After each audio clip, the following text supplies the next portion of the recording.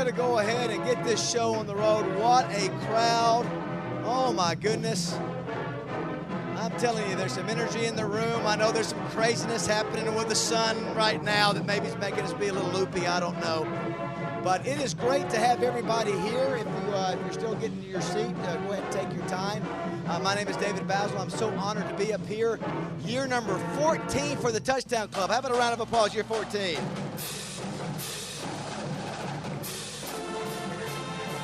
It's going to be our biggest year ever. Some of the greatest names in football will be speaking here. So grateful to have Coach B here today. Can't wait to hear what he's got to say. He's got to get out of here right after the event. So try not to drag him from getting out of here because he's got to get back for practice. And plus, I think he's a little creeped out having to fly during the eclipse because that's what nobody had told him that. Somehow I think he started thinking about it. That, oh my gosh, I'm going to be flying during the eclipse. I don't know what happens there, Coach, but you'll be fine. Hopefully, you'll be fine. For those who are bothered, we've been talking about this on the show, on the morning show for a while on the Buzz. For those who are upset, maybe because it started at about 11:47, it will be full eclipse at 1:18. So when we're done at 1, you've got plenty of time to get out and see the full eclipse. But for those who are disappointed, maybe because they can't see it, Matt. I want you to punch something up here to make sure if you got it. Do you have it? We want to take care of our members here at the Touchdown Club because we know we want to be all things to all men and women. And if you're bothered by not being, there you go. So get your cameras out, take a picture of that, and say you saw it during the Touchdown Club. Nobody will know the difference. Say we heard Coach Bielema and saw the eclipse at the same time. Anyway. Yes, just think we're saving your eyes today, too. All right, Gary Underwood, our official pastor, board member of the Touchdown Club, come up and lead us in a word of prayer, please. I swear, after that picture, David could be a preacher. Show that as real. Come on.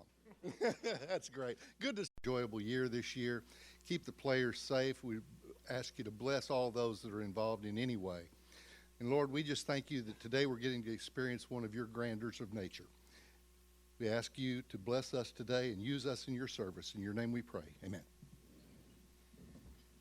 You might have heard the fight song during the prayer. We apologize for that. God is obviously a Razorback fan, or we hope he is. Hey, I want to remind everybody that I'm going to allow you for the next 60 seconds, if you want to text somebody that can't be here. We're like probably no other Touchdown Club in America. We are live streaming high definition this broadcast on Facebook, on our Little Rock Touchdown Club Facebook page, lrtouchdown.com, our website, and also our Touchdown Club app. Also, you can hear it on 103.7 The Buzz. They'll be punching over when Coach gets up here as well. So if you've got friends who can't be here or driving around looking up at the eclipse, they can still tune in and listen if they want to. So after that, if you could, please mute your phones. We certainly would appreciate that. Do want to thank Coach Bielema. This is the biggest year we've ever had. And I'm going to tell you, we stuck our neck out there a little bit because getting guys like Steve Spurrier and Mike Ditka, Stoops, and others, it's not inexpensive. And so we could not do this without two things. First of all, Coach is so kind, never to charge a dime. He loves coming down to the Touchdown Club here in Little Rock. Let's give him a round of applause for doing that. We appreciate that. I want to thank everybody who joined. It's only $75 and plus your lunch. And so to have access to all these great players, got Marcus Allen, one of the greatest players to ever play the game at running back at the end of the year. To be able to get for such an inexpensive price, we hope you do. If you're a member, if you're here today and you're not a member, please go online to lrtouchdown.com and join. We do it through combinations. Our 50-yard line members, which we thank you so much, all of you down here who pay extra to get your picture made with all of our speakers. And then all of you who've paid the $75, and then all of our sponsors. And if you allow me, let me thank our sponsors because, again, it's a combination. It's teamwork, Coach. It's a combination of we got to sell a lot of memberships and we got to sell a lot of sponsorships. And so if you would, just allow me to thank our sponsors real quick. First of all, Twin City Limo, Popeye and Dale Butler, they pick up all of our guests in a limo. We can't do it without them. Thank you so much, Twin City Limo. We're proud to be the Little Rock Convention and Visitor Bureau official Touchdown Club member. We're proud to be the Little Rock Touchdown Club, and thanks to David Russell and Gretchen Hall. CJRW, Darren Gray, Mark Raines, Dan Sawyer. Full-service marketing and communications firm. They do sports media training to colleges, athletes, and coaches. They also help us with the Cliff Harris Award, one of the oldest agencies in the state, and they are outstanding. We appreciate them being involved. 103.7 The Buzz, great to have Pat Bradley, Justin Akery, broadcasting every Monday out here. Every Monday, plus they get a chance. They've already talked with Coach Bielema today. They'll visit with every speaker before the meeting. Glad to have him out. Steve Johnson, thank you so much for the support. We appreciate you. Next, Arkansas Urology. Arkansas Urology is the company that's sponsoring the Buzz being out there. And we're so thankful to have them, Dr. Tim Langford, Scott Davis, the largest urology group in Arkansas, 17 physicians, 8 locations, including Conway. Obviously, we'll be talking about prostate cancer screening coming up. Thank you to Arkansas Urology for being a sponsor this year.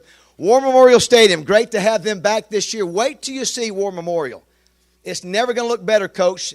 You know, I used to come down here for a lot of games to play, but the things they're doing to it, really, really nice job, and so excited to have the Parks and Tourism Department taking over that facility. Governor, thank you for your support. Great to be at War Memorial because it is outstanding. John Brown, you're doing a great job. John coordinates daily activities for 52 state parks. Now he's got War Memorial, doing a great job. New scoreboard and everything. Coach, you'll be here next Thursday. Still tickets available. We want it sold out for those FAMU Rattlers, and we're excited. That's going to be a crazy week, Coach. There are like 8 high school football games. You got the Salt Bowl with 40,000, and we hope to have a sellout crowd for your game, of course. So thank you, War Memorial.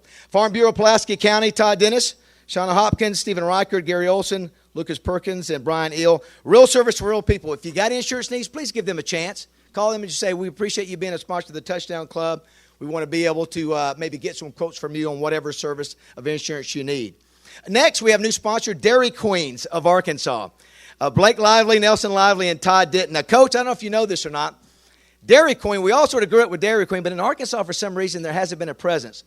Well, Blake has opened the first Dairy Queen, I don't know how long. There's 4,500 Dairy Queens in America. The one in Sherwood that they just opened is the #1 Dairy Queen in America right now. How about that? Is that not great? Yes. They've taken over. They're going to continue to grow Dairy Queen in Central Arkansas. They've got another one opening in September on University Avenue. Ask for the blizzards if you go in there, Coach. I don't know if you like blizzards or not, but they are outstanding. Another new sponsor, Genwealth Financial Advisors, John Shrewsbury, Janet Walker, Scott Inman behind me. Great to have them on board. If you have any financial needs or questions, Coach, I thought it was great at Coach Broyles' celebration service that Jack Broyles, I found out that he goes around and counsels folks on the financial impact of Alzheimer's. And so those are the kind of things that I sometimes don't think about, but Genwealth and the financial advisors there can certainly help you. They got a ton of locations, but take advantage of them for all your financial services. I know we've got some folks that aren't the youngest in the room. I'm not going to say that. So if you're not thinking about retirement, maybe you should start today. Also, Big Red Stores. Big Red Stores, this is something that we've never done here. So glad to have the Hendricks family running that operation. They just opened their 35th store. And I believe there are 5 chairs out here that if you look underneath your seat, there's a $25 gift certificate to Big Red. So if you want to check underneath your seat, there are 8. There are 8 $25 gift certificates to Big Red. And as my buddy Roger Scott says, if you don't live near Big Red, you need to move close to one.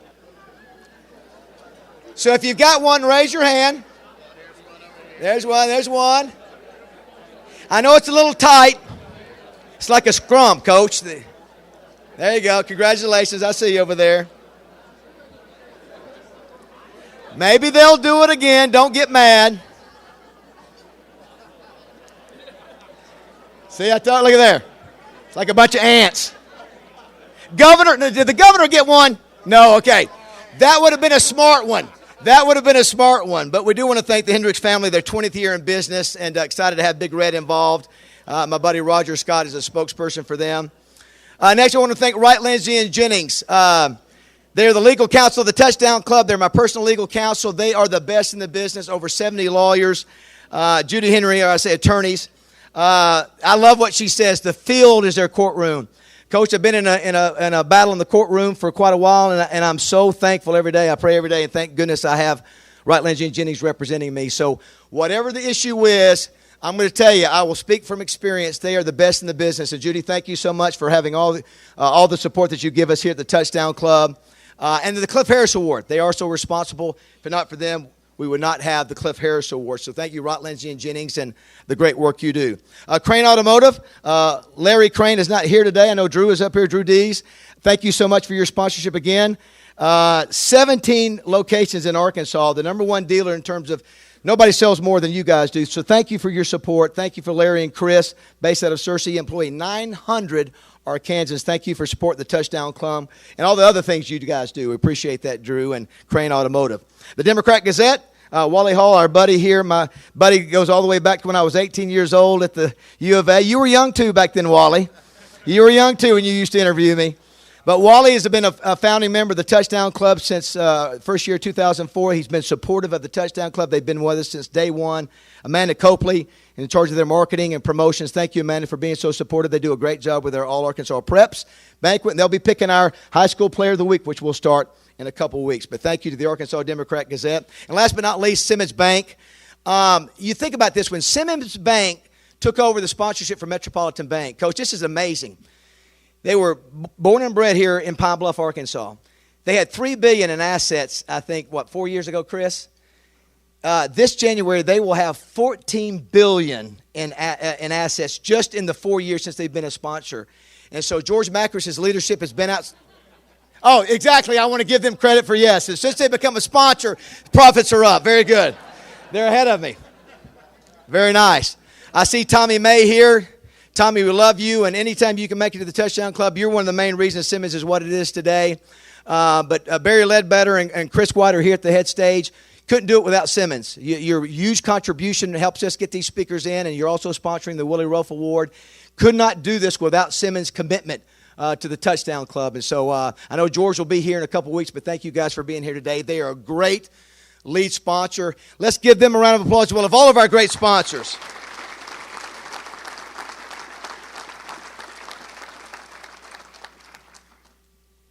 Coach, it's like I'm doing a drill. I got it's got like. What did you say a few years ago? I was a fast talker. I am a fast. I did want to thank too also Mike Erie and his wife Deanne. They sponsored the Dan Hampton Award. Dan will be coming in with Mike Ditka, and we don't have our trophies up here yet. I wanted to have the Broyles Award trophy just because of the service for Coach Broyles, but we don't have our Dan Hampton, Willie Rofe, or Cliff Harris Award, but we will in 2 weeks. And how cool will that be when Mike Ditka was able to take a picture with Hampton and his big trophy, and same thing with Cliff Harris for his award. So appreciate Mike here and his wife, Deanne. Do want to thank the folks at the embassy. You guys are great. Matt Johnson, Fidelity Local 6, live stream. Great job. Handles all our AV. Thank you, Matt. Dwayne Duncan's best in the business, taking pictures. Nobody better than you, Dwayne. Thank you for all your years. RJ Hawk handling our social media. It is at LR Touchdown Club is the Twitter account. LRTouchdown.com is the website. Like us on Facebook, please. And how about the check-in ladies who come up here for free, check in over 500 people. Let's give a round of applause for them, please.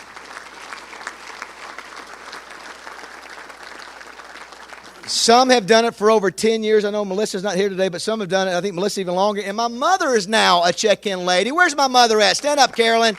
Where is she at? There she is over there, Coach.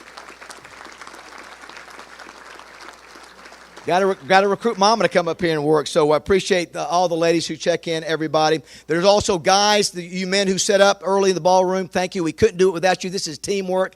It's sort of like organized chaos, but thank you to the guys. Jim Rasco, who does our introductions. He won't be introducing Coach Bielema, but he'll have his work cut out for him for Steve Spurrier next week. Thanks to him. And Debbie Wyman, our executive director, who does this. Where is Debbie? Let's give her a big round of applause. She probably knows everybody by name. You know, the bottom line is I get a lot of credit for the Touchdown Club, but as Coach will tell you, it's all about the team. It's all about your assistant coaches. It's all about your players. It takes a team to do it. And I'm going to tell you, and I don't know how many Touchdown Clubs Coach has been to, but every speaker who comes in here says, man, you guys know how to do it right. I mean, from production value to limo picking us up. And so we couldn't do that without you. I'm just telling you, it doesn't work without you. So thank you for supporting it. You know, the next 2 weeks will be a sellout. Jeff Long, Coach, has his work cut out for him. He follows you, Spurrier, and Ditka. How about that? It's good. That's the date he wanted. During the year, you know, we have our weekend recaps. Nobody does it better in America than Rex Nelson. He's not going to do a weekend recap, but he's going to tell you something I want to share with everybody that I think our club needs to do. Give it up for Rex Nelson, everybody. Thank you, David. Thank all of you for being here as we get ready for another football season, our favorite time of the year. You know, we have spent the past week celebrating the legacy of Frank Broyles. As we all know, Coach Broyles wasn't born and raised here in Arkansas. He came to us from Decatur, Georgia, and his rich Southern accent was never really replaced by an Arkansas twang. But nobody was more of an Arkansan over the next 6 decades than Coach Broyles. Just one season at the University of Missouri, and then he came to Arkansas in December of 1957. And I want you to think about something to kind of put in perspective what this meant.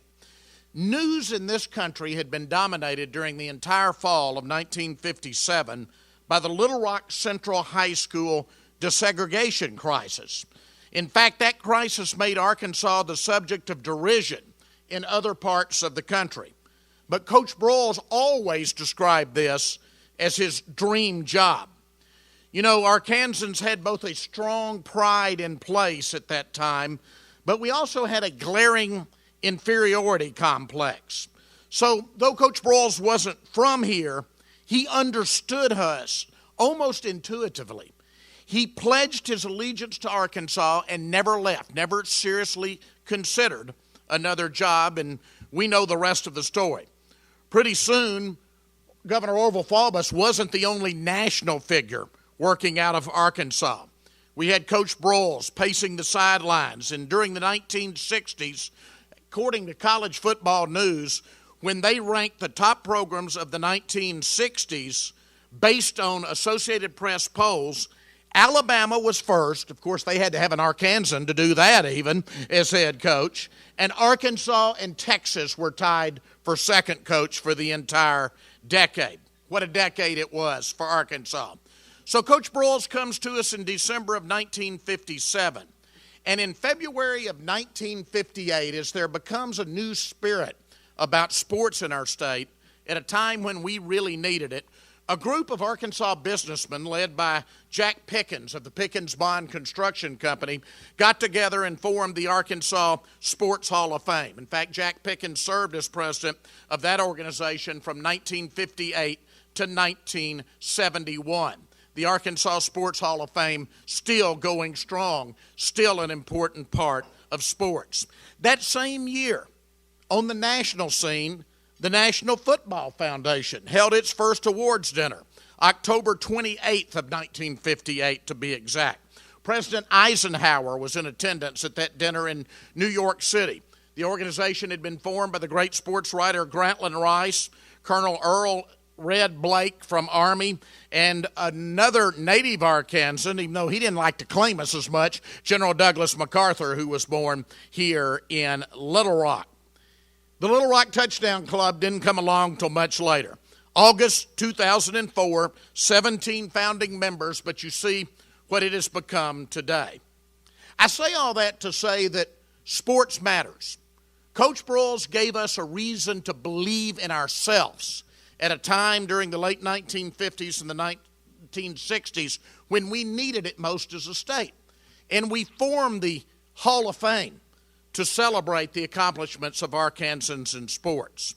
So I would like you to consider, in addition to joining our club, which is a $75 membership, consider either the Touchdown Club and the National Football Foundation, which will allow you to vote on the College Football Hall of Fame and hopefully get more people with Arkansas ties there for another $25 or for another $75, Touchdown Club, National Football Foundation, and the Arkansas Sports Hall of Fame, all three.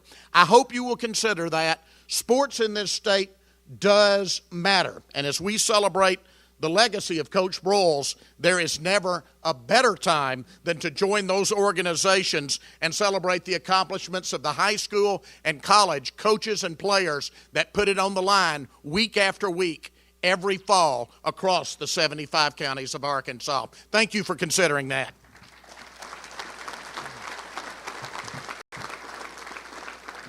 Thanks, Rex. I know we had 3 people up for the College Football Hall of Fame this year. One was Dan Hampton, so hopefully, I think we find out in January, February. But that gives us a chance to vote.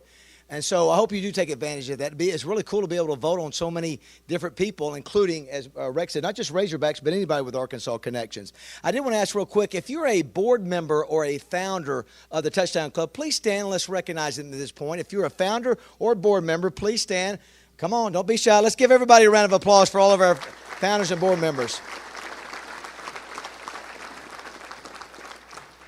Then I wanted to recognize a member of the 1949 Little Rock Junior College national champion football team. Coach, they had football back at Little Rock Junior College, and they were national champions in 1949. He's 85 years old. Roy Bill Bentley. Where's Roy? Stand up. Let's recognize Roy. There. Stand up, Roy. You got a national championship ring. There you go.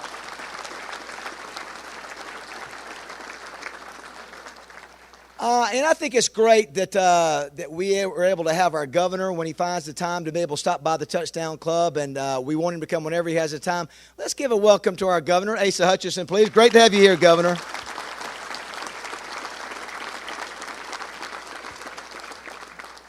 All right, we want to go ahead and get the program started so Coach can share his comments and he can get back on that plane, and everybody can also watch the eclipse in time. So I did want to recognize, Coach, you always bring a group with you. It's always great to see. It's sort of a tradition. First, it's great to see the head of the Razorback Foundation. I think he's doing a great job. Scott Verity. Where's Scott at? Stand up, Scott. Let's give him a round of applause. Scott's doing a terrific job. He's an Archie, and we appreciate you being here. Also, head of strategic communications. He handles everything that matters for Coach Bielema. Patrick Pearson. Patrick, stand up. Let's welcome him. And Coach Bielema, I think, brought Matt over all the way from, I think you guys go back a long way. 30 years in the business. He's director of video, Matt Engelbert. Where's Matt at? Matt, let's give him a round of applause. All right. I did want to make mention, Coach Bielema, football is really big right now. I mean, he's focused, and but I thought it would be important that we start my introduction off in a proper way, Matt. If we go to the screen, I like you, Coach Bielema, but I think I like Briella a little bit better. And how about a round of applause for Coach Bielema's beautiful baby, Briella? And I sort of put that up there for a reason, everybody. We were talking about on the show today about does that change things? And you dang straight it changes things, Coach, and in a great way. And so, wins and losses are important, everybody, and I want to be victorious. But for Coach Bielema now, not only is, in the combination with his wife, he has a child now that's obviously the apple of his eye. And one thing about Coach Broyles, when I spoke this weekend, emceed the Broyles celebration, Coach, you heard me talk about Jerry Jones's relationship with Frank Broyles, and about how Jerry, here's a guy who's 74 years old, hadn't played a down of football in 50 years, but when he gets up and he starts talking about the impact that Frank Broyles had on him 50 years later, he's crying like a baby. And I love that. And I would imagine every coach at every level from Pee Wee to the NFL, that's what you want to have. That's the kind of relationship you want to have between a player and a coach. And I'm going to tell you, Coach Bielema, I know winning is the most important thing, and that's what everybody's judged by in coaching. But I'm going to tell you, Rex was talking about Coach Broyles. If you saw Richard Davenport's article in the Democrat Gazette this week, he compared you. He said you had some Broyles qualities in the way you connected with people. And Clorinda, your secretary, who's been there since Lou Holtz, back when I played, was very complimentary. And that's one of the things I really like about Coach Bielema. Again, I'm a former Razorback. I want a W. I really do.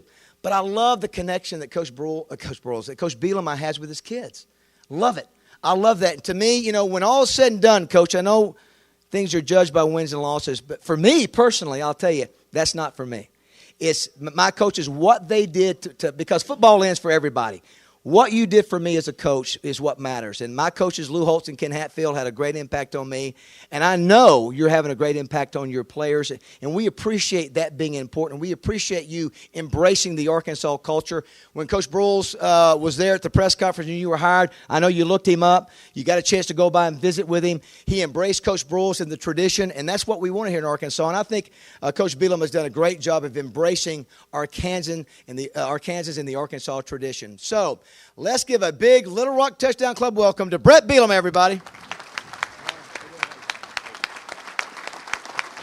Thank you.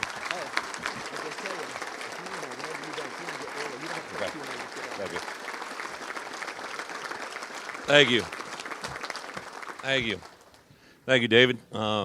Absolutely awesome to be here. I can't believe this is my fifth one of these, and I just get tired listening to David. That's what I always get saying. I'm like, I know at times I get accused of being a fast talker. You got me beat 10 times over. And I will say, obviously, since coming here, I've known you on so many different levels, and respect everything that you do with the different awards and everything. But as a guy coming in to not know a lot about Arkansas, to know a little bit about Coach Broyles, have a chance to be with him just on a few occasions. By the time I had come, things have already started to progress a little bit, but to have a few opportunities over the course of the last couple of years, he was at every event. So Saturday, I didn't know exactly what we'd be walking into and had no idea you were the MC as well. And I'm sitting here thinking, how's he going to pull this one off? And my friend, you knocked it out of the park 100 times over. I thought it was absolutely awesome. I was going to give you a little grief. I get to speak second, so I can do this, right? They were showing the people as they came up, the speakers, and Baz had his 1985 headshot with his disco collar down to here and a suit coat. I didn't know if it was appropriate for a celebration of life, but it was good. As a head coach who's gained a few pounds, I keep wanting to go back to that headshot from 10 years ago. So all good. It was really good. But it was absolutely awesome on Saturday to be there. A couple of our players went, and my whole staff was there. We've been talking about honoring those people that came before you. I got a great phone call, one that wasn't great to hear, but one that I was excited. Kevin Trainer reached out and asked if I'd come by the house a few days before Coach Broyles passed, and to go into the home and say hello to him and his family and have a share. But it was really cool for me. When I came to this job, I had no idea. I knew that Coach Fry had worked for Coach Broyles, but I didn't realize all the things that I had been taught as a young coach. I had been taught certain things that I believe in to this day, and they've become more and more apparent as I've gotten older how much you got to hold on to them. But on my way to Coach Broyles' house, I actually called Hayden Fry, and Coach Fry has recently moved from outside of Vegas. He's moved to an assisted living home in Texas, and had a chance, and I called him, and it was a Saturday night about 6 o'clock. And I usually call him about this time of the year. I talked to him several times, but I usually call him this time of year to just talk about the season, what's in front of you. And I chatted with him a little bit, but then I shared why I was calling, that I was on my way to Coach Broyles' house and had an opportunity and to visit with him. And he said, well, you make sure you tell him. And he goes, a lot of people think that because of what he did as a head coach and an AD, he said, but the effect that he had on our coaching profession is profound. He said, everything that I taught you, everything that you learned during our regime and it passed on to so many different coaches during his tenure that were players that became coaches that became head coaches is widespread. And it's something I never had really taken that perspective. I'd always gone back that I'm part of Hayden Fry Street. Well, I realized then in fatherly terms, Coach Broyles is like my great-grandfather because everything Coach Fry had taught me, and then it really hit full punch on Saturday when two speakers referenced to Coach Broyles as Coach B. Whew. I mean, serious. It was like one of those moments where it's like, boom. So it's just awesome to be a part of. So anyways, on a happier note, I am scared about flying home the Eclipse. That's why the pilots aren't here. They're at training right now. We have them staring at that photo over there as we speak. And to this point, our pilots are undefeated. And I know as much as we all want to go undefeated, they need to stay undefeated as we go forward. So absolutely got them processing right where we're at. It's kind of an exciting time right now, obviously, with all that's going on.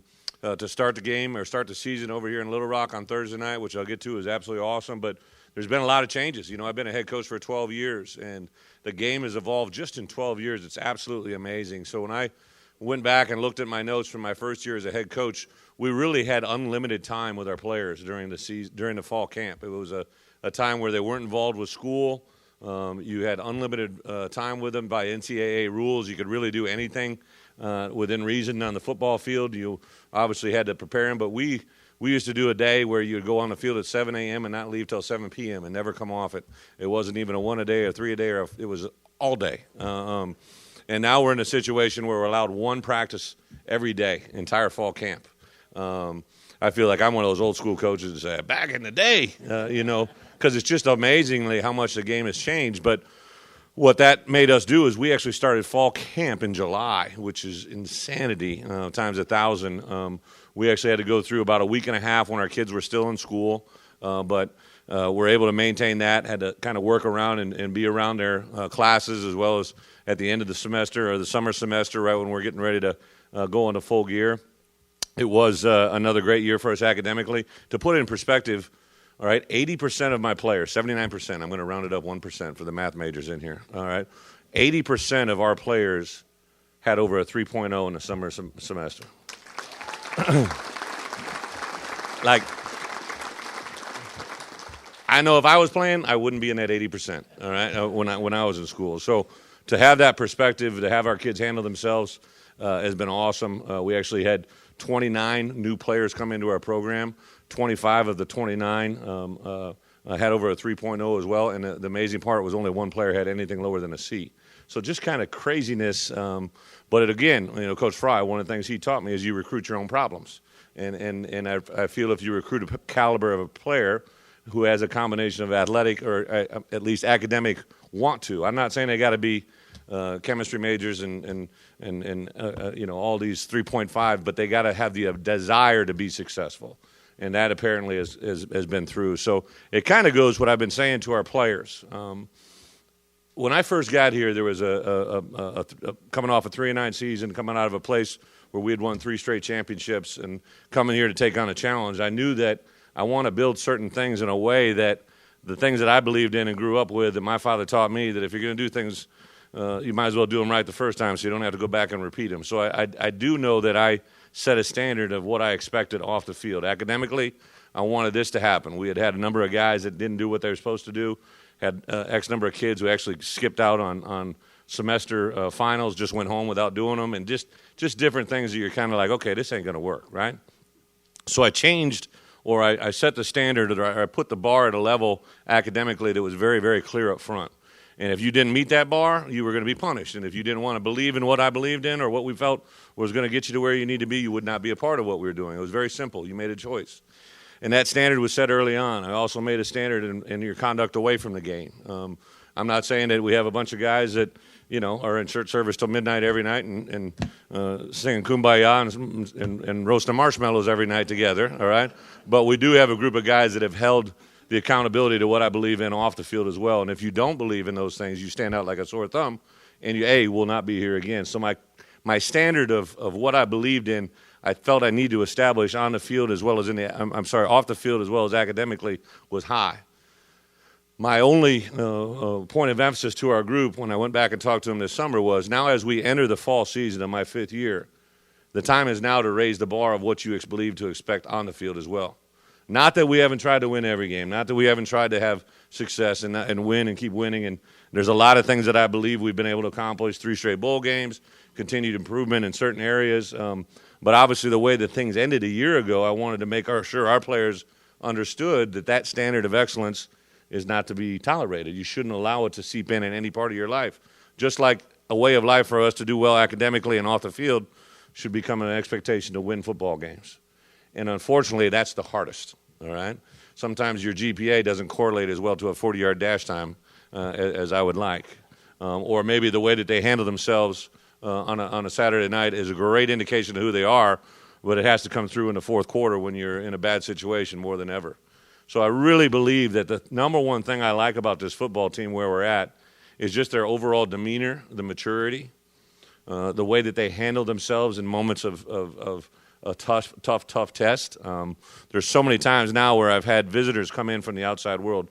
There's so many successful people in here, as I've been able to be here at Arkansas for 5 years, to know so many people in so many different walks of life that are true success stories. Start off with something, turn it into something special, and take it even beyond there financially, but also, I've been able to witness certain things in spiritual growth to people that just I've never witnessed anywhere else that I've ever been before. I'll never forget coming to recruit Hunter Henry, and his father's obviously a pastor, right? Kind of a big deal here in Little Rock. And they said what church he was at, so I Googled it up on my GPS. I thought we were going to like a church that I grew up in, 50 people. Everybody had their own pew, and I walk up to this church that looks like a strip mall. You know, I mean, it's just huge building, huge complex, and all kinds of things. And I walk in, and I didn't tell him that I was going to do that, because I didn't want to bother him, but I also, as one of the things I love to do as a head coach, I get one visit. So a lot of times on my one visit, I want to see where mom and dad work. I want to know what they have been taught. I want to know what they've been, have impressed in their young man, what they believe is important. So I went to 3M, all right? I recruited a young man, Ben Sobieski, out of Minneapolis, Minnesota, my first year as head coach. I went to 3M as an assistant coach. First time I've ever been invited into the engineering department of a major company, all right? And met the guy that invented sticky notes. I'm like, that was pretty cool, you know? I would have never known that if I didn't come here. I've been to Bijan Jackson, one of my first visits here. His dad in El Dorado works at a plant that basically takes cable fiber optics and is one of the largest producing companies in the United States of America, all over the world, and to be there at his home. And the thing I loved about going to his place of work, there was about 300 people came up when Coach B rolled into town. And we went in front of all these people, they shut down the entire plant, and we called the hogs. I realized that was pretty important. I felt for that. You know, there's always that one guy in your group, he wore an LSU hat, they beat him up, threw him outside. But I had a great insight into what Bijan had been raised with. You know what I'm saying? So that's the same reason I went to see Mark Henry. And I remember his assistant was like, Coach, he's in a meeting with all of his pastors. And I'm like, all of his pastors? Wow, this is pretty big. She's like, no, he would like to see you. I'm like, no. She's like, Coach, he would want to see you. So we went into the meeting, and there was like 35 pastors. And I'm like, whoa, I think I have a staff meeting. And these people got a lot going on. But just a great indication of, obviously, the financial value, but also the spiritual value of being here in Arkansas and what it means. So I think as we move forward into this year, that's probably what's more exciting than anything, is the culture we've created, the men that we have lighting it, and now they do have some ability, which kind of brings me to my great point of this talk is offensively, you know, one of the things I learned from Coach Fry early on is you probably have a better chance of having success in a pro-style football, type of offense that we run, the better you are closer to the football. That's the way it's built. In today's day and age, when you run around these spread teams and everything, they like to spread you out to get you further away from the football, for those that need football common sense, all right? And the way that you do that is teams go up-tempo, they go spread, they take you further away from the football and allow for individuals to be their individual play in an open area. Does that make sense? Whereas the way we play the game, we bring everybody closer to the football. At times we get really sexy and spread out. But for the most part, we try to make the football be played close to the football. And it's a different style, but it's a way that I've had success, and we will have success here again. And the part that was really awesome is he always used to preach, the better you are close to the football, the better you'll be. So now I have a center, in my opinion, Frank Ragnow, who might be the best player in the country at his respective position. He's a young man that we got from Chanhassen, Minnesota. Went up on his visit, and I felt I was doing really good, you know, mom and dad, and he's got some younger brothers and sisters, and I'm in the home, and it's right before Christmas. We thought we could close him out before Christmas, going into January, to know where we're at, and I'm downstairs. They invite you downstairs, his dad, John, and his mom, Marty, and we're downstairs watching, and they have this easel. Mom had put this little picture of the whole family on this little easel that looked sturdy, and I reached over to, well, this is kind of neat, and I touched it, and this whole easel falls down, breaks, in the family picture right in front of me, and I look at his dad, and John looks at me and goes, well, that was smooth, Coach. To fast forward that story to where we are now, and to realize the effect of that father-son relationship, and something that, when that opportunity came to help out that family, to fly that night, Warren Stevens made it all possible right here in Little Rock, to know that we got to take their son home at whatever time it was in the morning means everything to me. You know what I mean? So that part is cool, because not only a really good football player, what he's going to be in the future, we're not even close, you know? So he's playing better. Austin Allen, the younger brother of Brandon, coached by his dad, been an Arkansas Razorback since the age of 5. Just awesome camp. Very, very deliberate. He's competing against, I think, everybody in the country. He's not worried about anybody, even really. He's just playing against every great quarterback in the country, which I think he can be.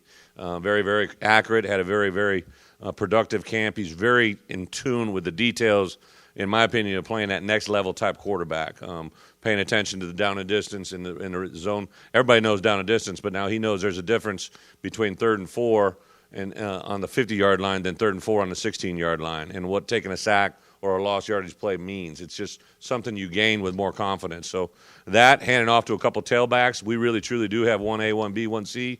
Devwah Whaley, who you all know, has had a great camp. David Williams, who we transferred in from South Carolina, will remind you a lot of some of the things that Raleigh had. He's a bigger back, a little bit better between the tackles, very, very gifted athlete. Very excited to be here from South Carolina. I think another rebirth for him. But we have a freshman named Chase Hayden, who a lot of you say, who are you going to hear, Coach? You haven't heard. Chase Hayden is one you're going to like. It's not going to take a rocket scientist or a football expert to see after he runs the first time. You're going to be like, ooh, I like him. He's a little smaller in nature, very athletic, very quick. He's a guy that can kind of make something out of nothing. And those three guys, I think, have got something special going. We got a great fullback in Kendrick Johnson and Hayden Johnson, or Kendrick Jackson and Hayden Johnson. Tied in Austin Cantrell and a couple other in-state products. Will Gregg, the brother of Chris Gregg. C.J. O'Grady, a big-name recruiting a couple years ago. And then we have a junior college tight end in Jeremy Patton.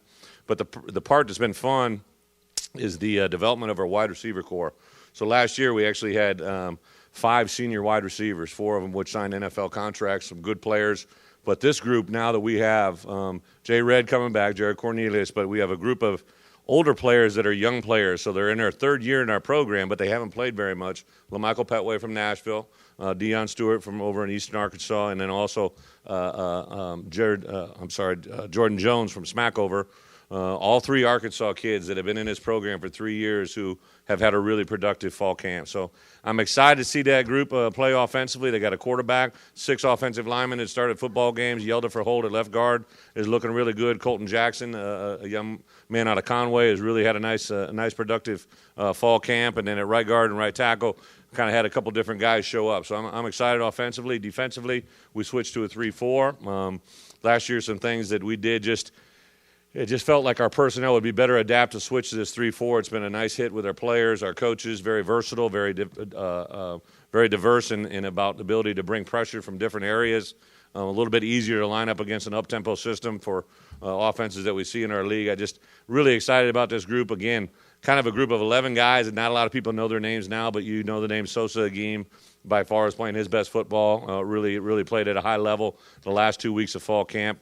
I love our nose guard committee. Our nose guard committee is an all-Arkansas group. Starts with Bijan Jackson from El Dorado, and then it goes to Austin Capps from Star City, and then Dylan Hayes from right here in Little Rock. That's like my favorite. Now, I used to play the position, so I have an affection.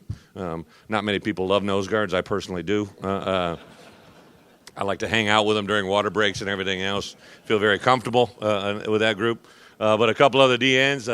At linebacker, our 2 starting inside guys, when Dre Greenlaw is up and running, he's as good as there is, very fast. He recorded 95 tackles as a true freshman. Unfortunately, last year broke his foot in the Alabama game, got hit with a low block, and have got him back healthy now. Him and Scooter Harris will line up inside on the outside edges. Randy Ramsey's playing extremely well. Dwayne Eugene, another outside linebacker, senior player that's a very, very unique story that's never redshirted and playing really good. And the back end, they're coached by Paul Rhodes, our secondary coach, who's really had a profound impact on our program, not just as our defensive coordinator, but he's a great teacher of men.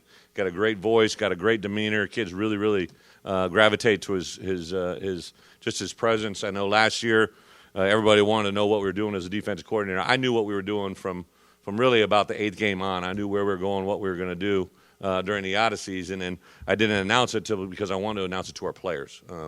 In today's day and age with social media and all this other stuff, there's still this element of telling your players first what you're going to do. And I waited to a certain point when all the paperwork had cleared and everything had been where it needed to be. I was able to announce to the team that Coach Rhodes is going to be our coordinator. And the reaction of that team was very, very profound to me about what they believed in him, and was really fun to watch. So I'm excited about this group. Kicking game has been a nice surprise here the last couple of weeks. Cole Hedlund, who's had some ups and downs during his career. He's been hitting the ball really, really efficient. I believe he's 97% inside the 40-yard line since we started at fall camp. Now, he's not real big, right? He can stand under this podium and walk side to side, and you wouldn't see him. But as far as kicking the ball, he's very accurate. We also have a punter, Blake Johnson, who has been in a reserve role the last couple of years, first as a redshirt, then last year. But when it's game time, he's hit his best punts when the crowd is at his best.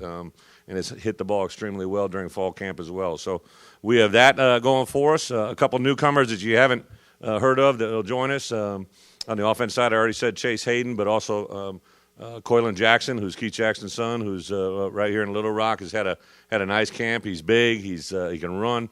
He's big. I can say this because Keith knows. He's not big like Keith and I, but he's big. He's a really good athlete. Now he's focusing strictly on being a wideout. And has looked really, really good at that. A couple other receivers here, and T.J. Hammonds from Little Rock as well. He banged up his knee, but he'll be back with us, I don't know for the opener, but for the second game, and was playing extremely well. We'll use him a little bit as a running back and as a returner. And then one other offensive lineman, Ty Clary, who's a true freshman from Fayetteville that has been a nice addition to our offensive line, could sneak in there as well. So defensively, we'll have a couple of DBs play. I think Cameron Curl will play for sure. He's from Muskogee, Oklahoma. Really, really very talented. Probably looks like one of the most physically developed DBs we have. He'll line up, and him and Chevin Callaway, both two corners that'll play as true freshmen. So I'm excited about the group, and we'll see exactly where we go. The schedule, everybody wants to talk about the schedule, right? So we open up here in Little Rock. Couldn't be more excited to play on a Thursday night. The only other time I've opened up on a Thursday night, I played UNLV, and we went on to win a championship that year. So hopefully some more of that stuff continues to happen.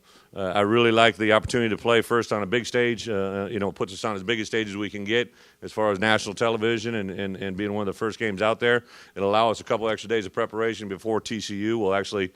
On Saturday, we'll actually get a little bit of work in, but then we'll watch our opponent. We'll have TCU plays, I believe, at 6 o'clock on that Saturday. So we'll have a little bit of jump on them by 2 days of preparation. After we get done with the TCU game, which is a huge game in Fayetteville, a crossover conference game. Obviously, we played there last year. We wanted to give everybody their full value of their seats.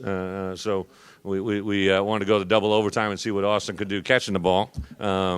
Would prefer just to put that one away a little earlier this year. But we got then a bye week before A&M. And for those of you that really track our program, we're very, very successful during bye week preparation for our opponents thereafter. Not only time here, but in previous, it's something I really believe in. Like, take a lot of pride. And we play A&M, come back, we got New Mexico, and then we actually go into a 4-week grind where we play at South Carolina, at Alabama, Auburn at home, and then at Ole Miss. So a little bit of a nice little SEC West grind. Not South Carolina, but the other three. Then we'll play Coastal Carolina, and then end up with Mississippi State, LSU, and Missouri. So those 12 games are in front of us. Our kids are well aware of it. It's not any surprise to them. It's why we all came here. I think a couple interesting facts are this, all right? I believe last year, I know it was 3, but maybe even 4 teams had bye weeks before they play us. There is no team on our schedule that has a bye week that plays before us this year. And we got some good games at home and some good games on the road. So I'm excited about just the way the schedule lays out. That's as important as anything. What I've learned in this league is every week is a grind. Every week everybody has an opportunity to beat anybody else. It's about who is a little bit who's healthy and who's prepared and who believes they can win. And that's a big part of it. Not just expecting to go over there and play well or do good. You want to expect to have success. And I think that's the cultural part of our program that's the hardest to build into it when it hasn't been there, and hopefully we'll see the rewards of that this year. So with that, I'll open it up for a couple minutes of questions, easy questions.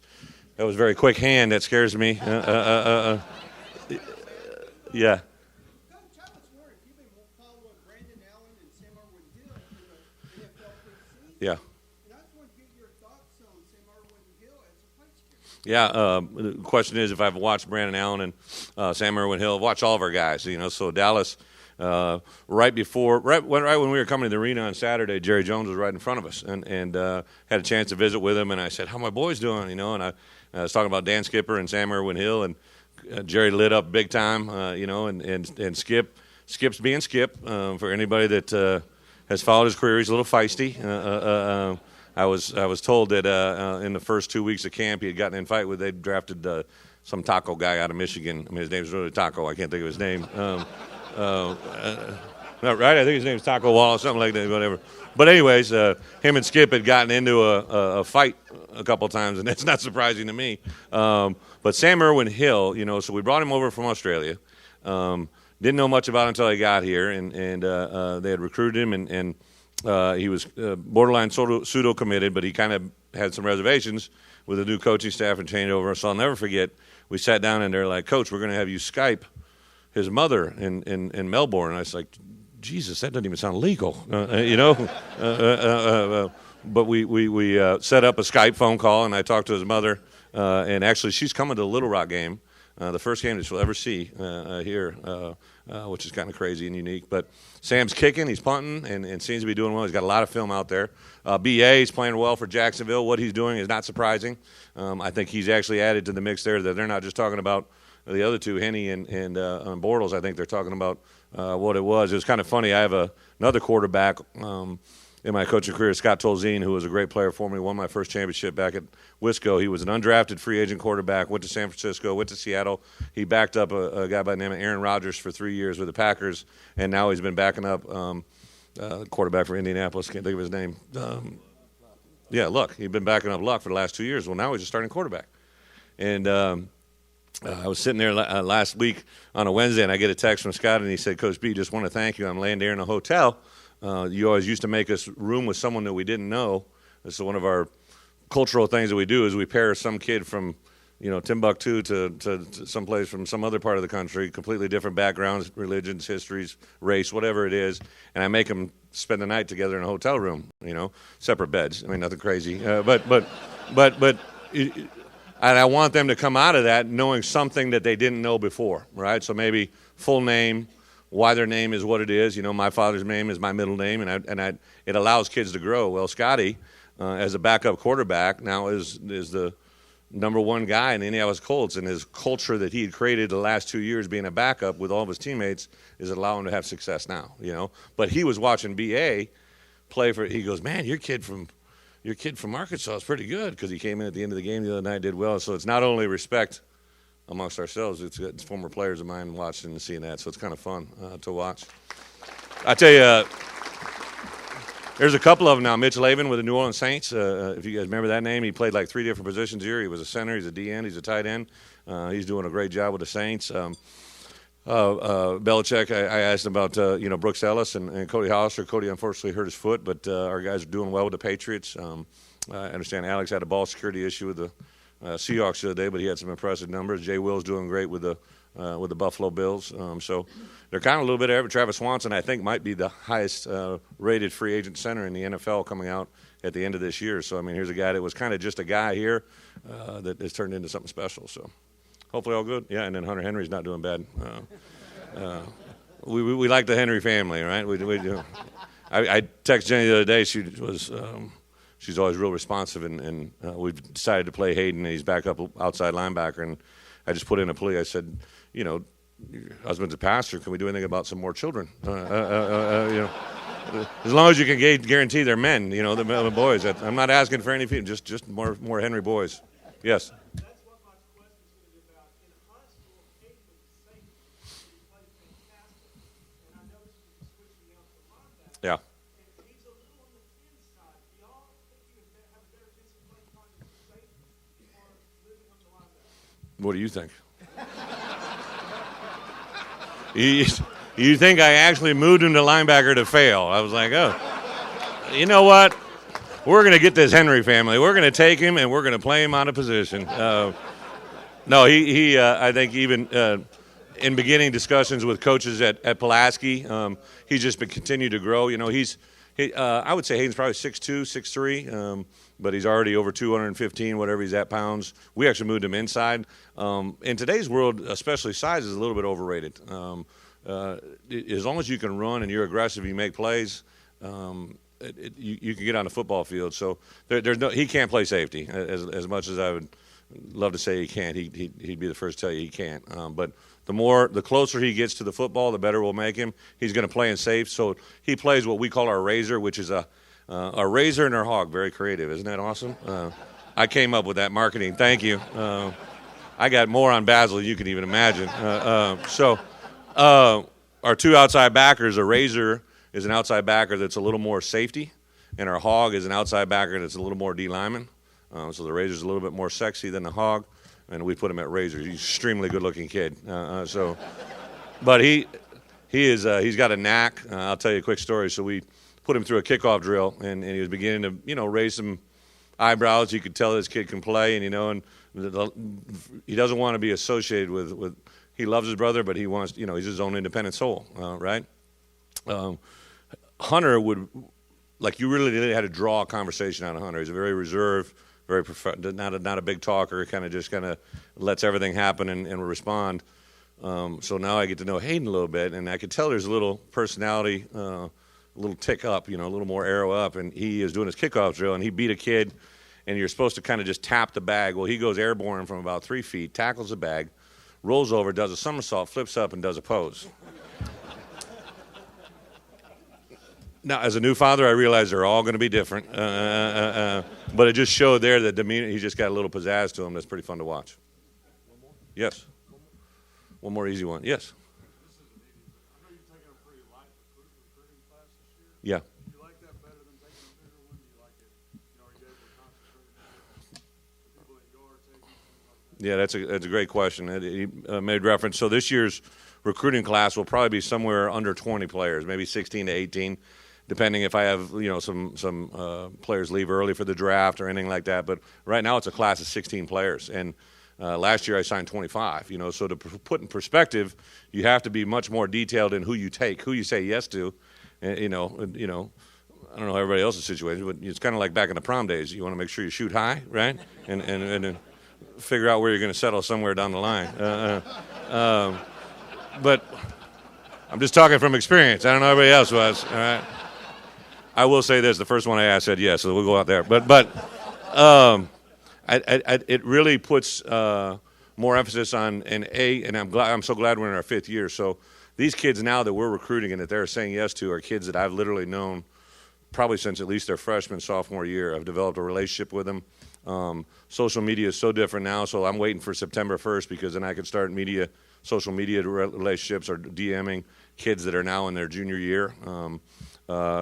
We've had to say no. It's in the state here. I've always I know this. We got more players now starting for us from Arkansas than any other time in my career, which is awesome.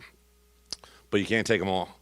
So sometimes there's kids in state that you're like, man, I would really love to take this kid, but there's some really good players from outstate that are good players and maybe can bring a little bit more, and that's always the very difficult part. So I've had to say yes and no to certain guys in state. That's difficult, but I can tell you this. I think our first 10 commitments were literally like the number one guys on our board. And then I would say this, our last couple commitments have been guys that because we've seen them work and we've gotten to know them very, very well, I think will be outstanding. There's kids here in our city right here in Little Rock that if they lived in Dallas would probably have 2 more stars to their name and 50 more. I'm glad that we don't.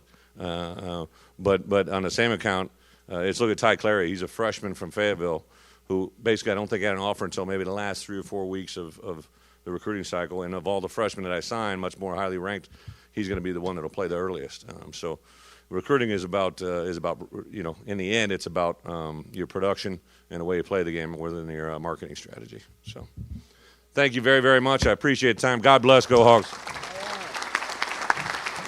All right, everybody. Thanks for being here. Steve Spurrier next week. Have a great day. Watch your eyes for the eclipse as you leave. Let Coach Bielema get to his plane. Thanks for being here, everybody. Thanks, guys. Good luck. Hey, what's up there? How are you, man? Good to see you. Thanks for your shit, buddy. Thank you. Thank you. Appreciate that. Thank you. Appreciate it. See you soon. Good job. Barry, thank you, man. Thanks, Barry. Appreciate you. Thank you. Did a great job. Thank you, buddy. Go ahead for your Chris, thanks, man. Seeing you. All right. Thanks, Chris. Appreciate it, brother. Thank you so much. Now, how many seats you think you get this year? Yeah, that's last year. Thanks, Scott. Appreciate it, man. Thank you. And we'll get your banner up next week. No problem. One down. Yeah, I know you will. 16 to go. David. Hey, Doc. How are you? Great start. I'll tell you. God bless that.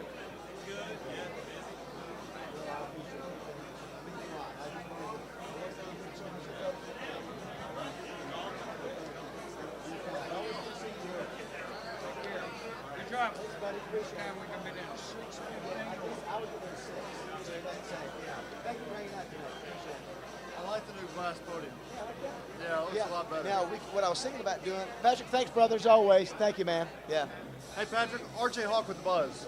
Nice to meet you, man. Good to meet you. Thanks for coming down. Matt. Glad to have you. Yeah. Trying to raise the game, man. I can find out. Yeah. That would be a great idea. Yeah. I'll find out. Yeah, but yeah, that would be very convenient. Yeah. I know. Yeah. Watchford, how are you? So good. Listen, hey, if it weren't for you, we wouldn't be here, brother. Hey.